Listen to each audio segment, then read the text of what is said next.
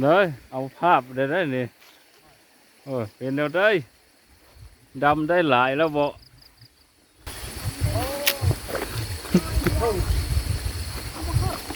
ยังบ่ครึ่ง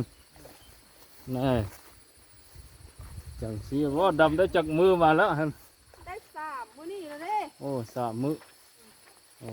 มีจักคนดำได้2คนเฮาโอ้โอ้ว่าสิพักกินข้าวแล้วติสิพักกินข้าวแล้วมีเถียงนาอยู่ถึงก็ว่าอยู่เทิงเพิ่นโอ้อยู่เครื่องนี่ติเหนือก็ว่าเหนือบ่แล้วโอ้คันหัวนาเพิ่นแท้ก็มีกี่ขึ้นเหมือนะ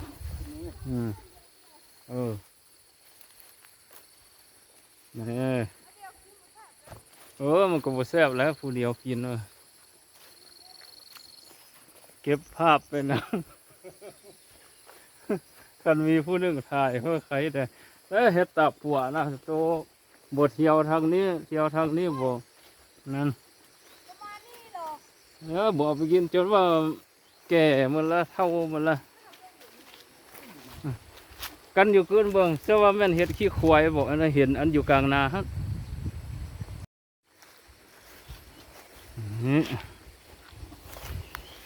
เอาพักกินข้าวบาดนี้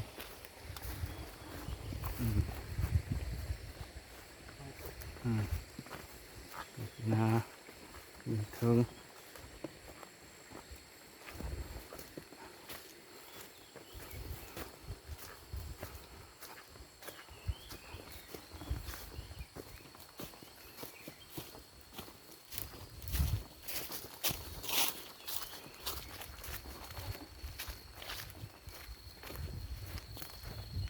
มันนอนกี้วะนอนกี้เลยเด้โอ้มันเป็นรถจักรเผื่อเห็นอยู่หัวให้ฮั่นจับคอประมาณเอ็นยะซอยที่รถจักรกันเอามานะแม่นวะงัวแม่นงัวกัดมันละบุเห็นงัวอ้อมอย่างนั้นตอนมา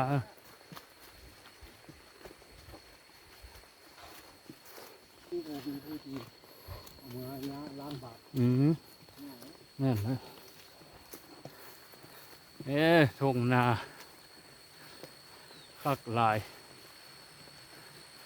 ดำสู้มือแล้วอันนี้นี่อยู่ในนี่ก็มีกรรมกรเฝ้าเหือนวะนี่โอ้คักเนาะมีเถียงให้เถียงนาอยู่นี่มีผู้ยามป้อมด้วยฮะนี่เป็นผู้ยามป้อมอยู่ในนี่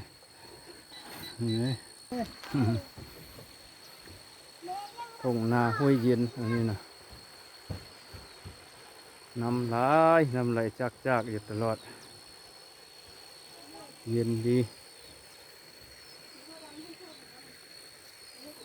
อันนี้ก็เถียงนาเพื่อนเนาะพันคำพันนางดีเพื่อนเฮ็ดเถียงนาอยู่พี่แล้วก็เพื่อนมาเฮ็ดนาอยู่พี่อันนี้ก็เป็นกล้วย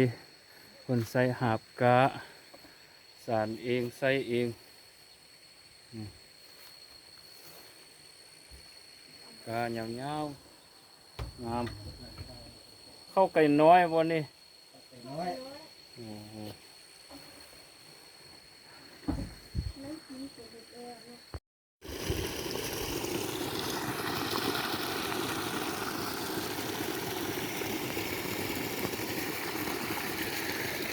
ไปดำนาช่วยขึ้นนี่เวลาว่างสวยดำนากันก่อน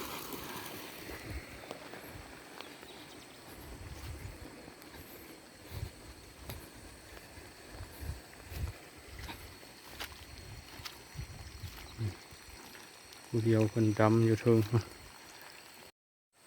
ได้โอกาสดำนาซอยเพื่อนมือนี้เนาะซอยเหือซอยแห้ง เป็นสิ่งที่สำคัญที่สุด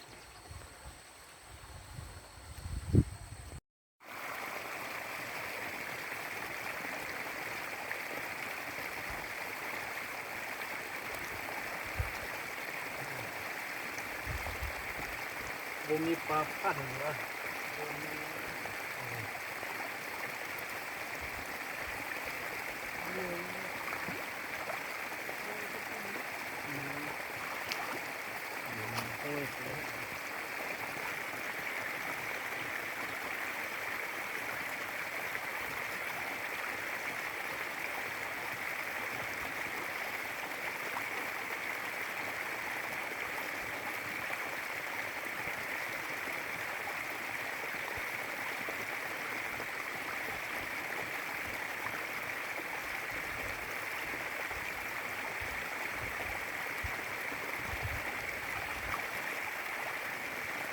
เอาไปน้อยเด้อนี่นะ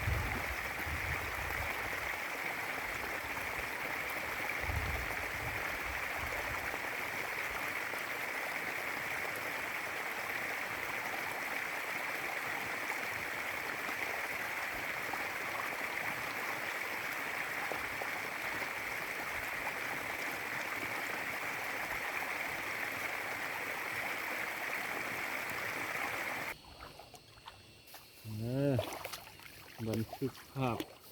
จากเล็กจากน้อยไว้ก่อนนะ เรื่องตัววัดขาด ดำนา โอ้ อยู่นาห้วยเย็นอันนี้นะ แต่ปีเลยมาดำนานี่ แล้วเรามาเกี่ยว มีปีหนึง ยังมีอยู่เก็บภาพมันกันหอบมาฟักไม่มีเมื่อยังเห็นอยู่ได้ ตอนนั้นแหละมาว่าอย่างนี้นะ อีเมย์มาค้นมึงยังเห็นอยู่ ถ่ายไว้เบิ้งเป็นประวัติศาสตร์ปีนี้เป็นแนวนี้ปีนั้นเป็นแนวนั้นเฮ้ย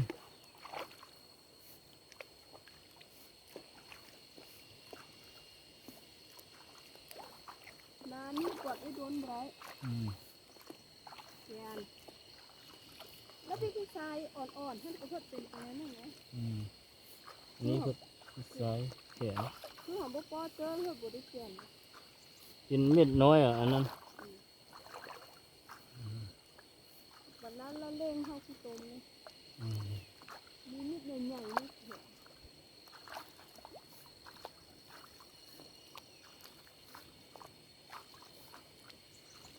จองนี่ก็เดี๋ยวมาเคอเลยเนี่ยนี่อยู่ห้องอีกอย่างของถามมื้อนี่ อย่างน้อยนะนั่นบัวหูเอ็ดเนี่ยบัวหูทนเมื่อยหน้อยหนึงแล้วก็มันจะเอ็ดแล้ว นี่เจ้าอย่ามาเฮียนนั่งให้คณะ พ่อแม่ก็เศร้านำ เขาจะเมื่อเองแล้วก็ดันมันทางหน้านี่เอารถมันปูนนะ ก็ยากใช่ปะ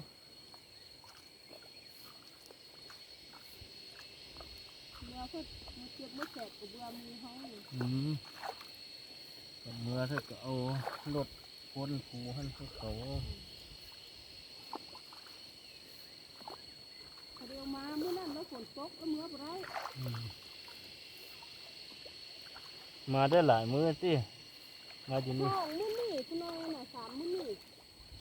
มัน3 คืนนี้อะ4 คืนแล้วบ่ 3คืนนี้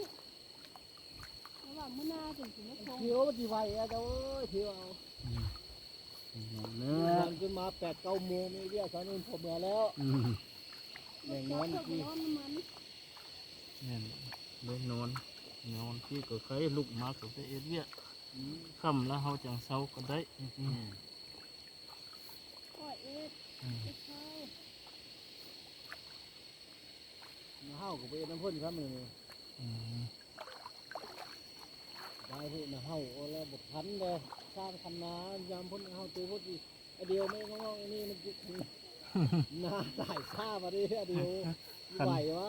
คันน้าหลายเรื่องเนาะเฮ้ยน้อย แล้วทั้งไทยเลยทั้งส สุ ร้าง พอ เลย ตัวว่าเอ็ดคันได้ก่อนก็ได้ กันบ่เอ็ดแนวนั้นแหละ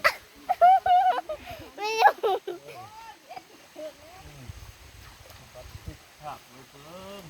โอกาสน้อยเลยได้มาช่วยเดียวเลย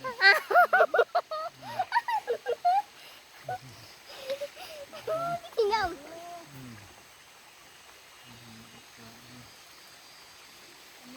ดี๋ยวว่าก็เดินมากินเห็ดทีนี้แล้วต้นที่เขากินโตที่เขาตายตัวนี้คือเล่นอันไทยให้เกลืออันฟ้าผ่าให้พ่อแม่ตายเหมือนแก่ โอ้มันอยู่กระโดดอันนั้นนะ ใส่ไม่เป็นใจที่ มันอยู่เสียงนานี่ก็คือเสียงไผ่นะเสียงนา ให้ โอ้โห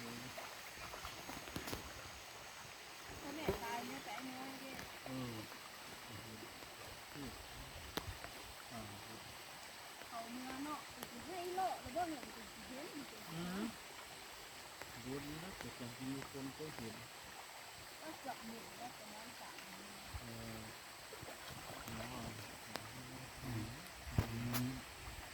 มีคู่มันไม่คู่เนาะ ดังนะคนน้อยไม่คนเลิก ให้เขาเนี่ยห้องหันคุกหันบุตรีนแล้วเย็นวิทย์ให้ อีกไผ่แล้วก็นวล นอนม่วนไปเลยนอนกวนทำห้ย ได้แล้วสองคนนั้นแล้วเป็นมือกล้องจับกล้องถ่ายเมื่อกี้ฮะปีนหน้าเมื่อกี้หน่อยนึงไหมลูกปีนหน้าเมื่อกี้โอ้เห็นแต่หลังเพื่อนมือกล้องมือกล้องสมัครลินเพื่อนเนาะนี่เพื่อนบันทึกภาพพ่อแม่เพื่อนไว้เบิ่งเลย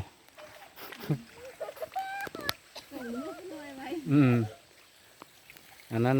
บอนที่ยังบ่ทันดำอันนั้นทางเทิงมันดำแล้ว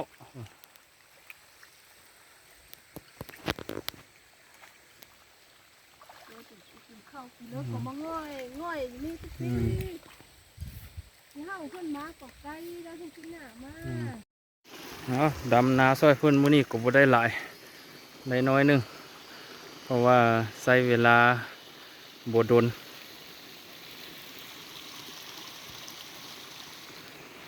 กาเพิ่นก็บ่พอเด้เพิ่นลกน้อยเพิ่นก็คิดว่าเฮาสิบ่ได้มาซอยมื้อนี้อันนี้ก็ยังคาดกะว่าอีก2 มื้อทางหน้าอาจจะแล้ว